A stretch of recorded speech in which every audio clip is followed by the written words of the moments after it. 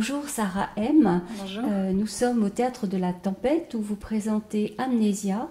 Amnésia qui est en fait, dont vous avez assuré à la fois la mise en scène mais aussi le texte. Amnésia, c'est le titre. Est-ce que vous pouvez nous expliquer un petit peu le sens que cela a pour vous, ce titre-là? Amnésia, ça pose avant tout la question de l'amnésie et donc de la mémoire, de ce qu'on oublie et de ce que je souhaite reconvoquer. Amnésia, la pièce parle entre autres de la violence politique et de ce qu'un pays, un peuple doit, affronter et choisit parfois d'oublier pour avancer. Et mon souhait est d'entrer dans l'histoire par les héritiers, par celles et ceux dont les parents et qui eux-mêmes dans l'enfance ont subi cette violence-là. Et ça pose la question de ce dont on hérite et comment continuer à avancer, à vivre, à reconvoquer le désir de vivre malgré des vies en lambeaux, des vies en miettes, des corps meurtris. Et donc voilà, Amnésia, c'est le fait de rentrer dans l'histoire par la question de l'héritage et par la question du présent. Et votre pièce prend racine dans un pays qui est à la fois presque imaginaire, mais en même temps par des aspects extrêmement réels. Vous n'avez pas cité de pays, mais malgré tout,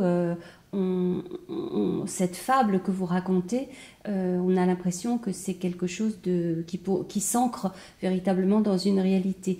Vous avez joué, donc vous vouliez justement qu'il y ait ce flou. Oui, c'était important pour moi de partir, de sortir un peu de l'histoire précise pour convoquer la fiction, pour convoquer la fable et donc une dimension plus grande. Parce que dans l'histoire qu'on raconte, qui est donc comment on empêche un militant, un mouvement d'exister, je trouve que c'est quelque chose qui a malheureusement beaucoup qui se répète dans beaucoup de pays. Il y a comme des mécanismes comme ça à l'œuvre du pouvoir. Et donc, par cette fable, je questionne le pouvoir. Il y a presque une sorte de questionnement philosophique plus large que la simple anecdote historique.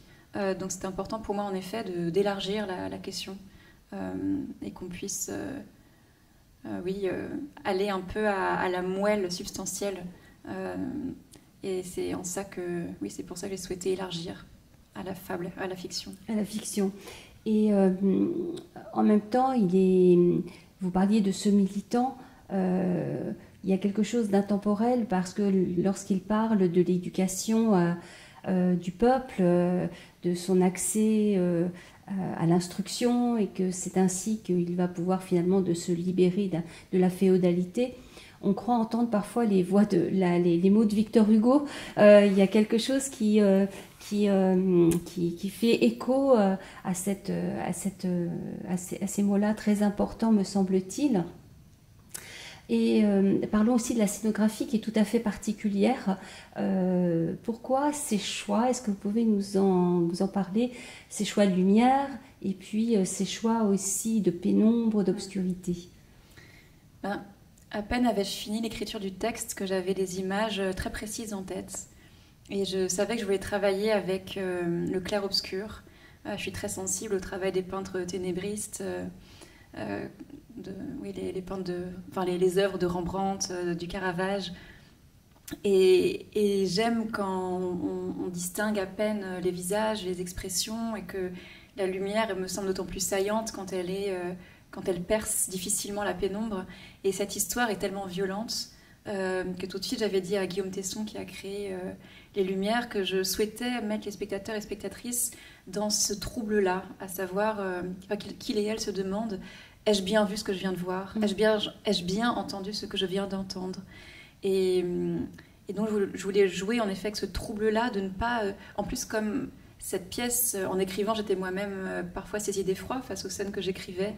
Et tout de suite me venait à l'esprit comment représenter ces scènes, comment au théâtre représenter la crudité de la violence. Et tout de suite, j'avais ce souci-là de préserver le regard des spectateurs, spectatrices, et donc de voiler un peu de pudeur l'excès de la violence. Et donc, travailler avec le clair-obscur me semble être une solution idéale. Et en plus, je crois très profondément que le pouvoir de l'imaginaire et la suggestion est plus puissant que tout ce qu'on aurait pu représenter. Donc ça a été un choix important. Et alors aussi, les moucharabis qui sont de part et d'autre de la scène au lointain, ça aussi, c'est une image que j'avais très rapidement.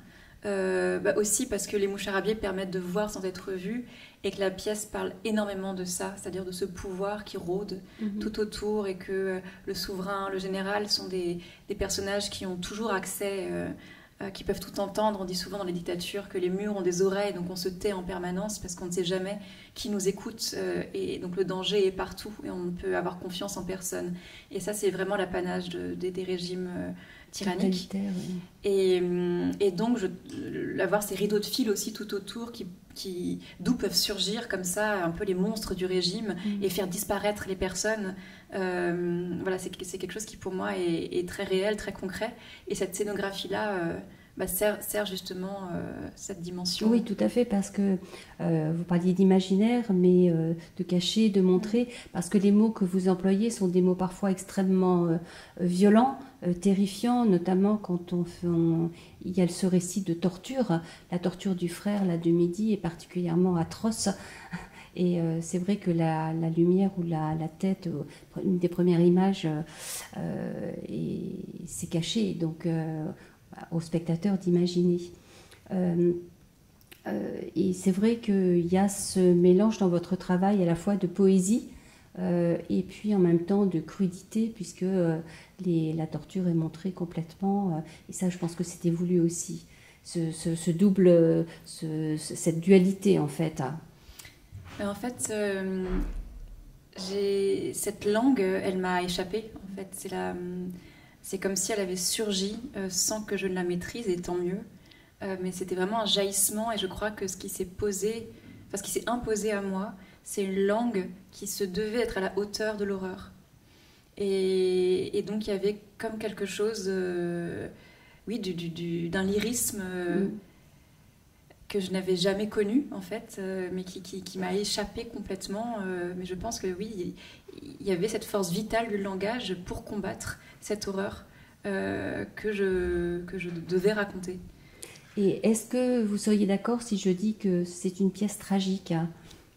Oui, vous n'êtes pas la première à le dire.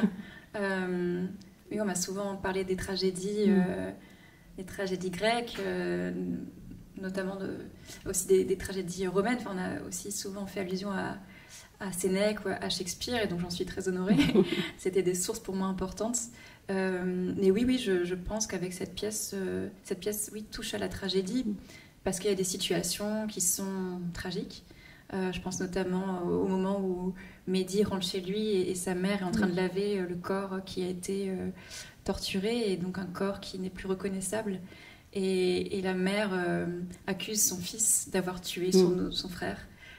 Et Mehdi dit mais je ne l'ai pas tué, elle dit ce sont tes mots qui les ont conduits. Si tu avais su te tenir tranquille, comme sur les genoux de ta mère, le corps de ton frère serait encore beau et vaillant. Et oui, je me rappelle à l'école, pour définir la tragédie, on disait, en parlant d'Antigone, Antigone a raison et Créon n'a pas tort. Et là, en effet, les deux. Mehdi a raison, sa mère n'a pas tort. Donc oui, je pense que chaque personnage vit ces situations depuis un point de vue, et que en même temps, le personnage de Mehdi veut faire bouger les choses, et donc dans cette trajectoire, il se confronte à des corps et des esprits qui, eux, préfèrent se taire. Et oui, je crois que la tragédie vient quand chaque personnage campe très férocement une attitude. Et ce sera ma dernière question, et en vous remerciant, Sarah M. Ce qu'il faut dire aussi, c'est que à l'intérieur du spectacle, il y a un va-et-vient entre deux langues, la langue française, mais en même temps la langue arabe, et que ça aussi, ça participe au lyrisme. Puis, donc pourquoi ce choix? En fait, il me tenait à cœur de dissocier la langue du pouvoir de la langue de l'intime. Et notamment par le personnage de Rita, qui est donc la femme de Mehdi. Un moment dans la pièce, Mehdi, elle veut partir avec lui parce que lui s'apprête à s'exiler car il est en danger dans son propre pays à cause de ses engagements politiques. Et sa femme lui dit « emmène-moi ». Et un des arguments de Mehdi pour ne pas l'emmener, c'est « tu ne parles pas la langue ». Elle dit « mais parce que personne ne m'a appris ». Et tu ne parles pas la langue, c'est à la fois tu ne parles pas la langue du pays où je vais m'exiler, mais c'est aussi tu ne parles pas la langue politique, tu ne parles pas la langue du pouvoir. Et c'est vrai que c'est comme si la langue du pouvoir, c'est une langue étrangère qu'on se devait d'apprendre. Et j'ai toujours été surprise, enfant, adolescente et même maintenant, du langage très technique, technocratique de la politique, en fait, qui nous la rend insensible, froide. Et donc oui, dans cette pièce, il y a la langue du pouvoir, la langue de la politique, qui est le français, qui est aussi la langue de la domination, la langue des dominants, et puis l'arabe, qui est donc la langue de tant de pays qui ont été colonisés, et qui est aussi la langue qu'on parle dans la famille, qu'on parle chez nous, et qu'on est sommé d'abandonner au seuil de la porte. Avec tout un rituel aussi, je pense notamment à la première image, où il y a ce grand rituel, les prières, donc qui relèvent aussi de pratiques religieuses, mais en même temps effectivement personnelles et intimes. Je vous remercie beaucoup, Sarah M, pour cet entretien très éclairant. Merci encore pour ce beau spectacle. Au revoir. Au revoir.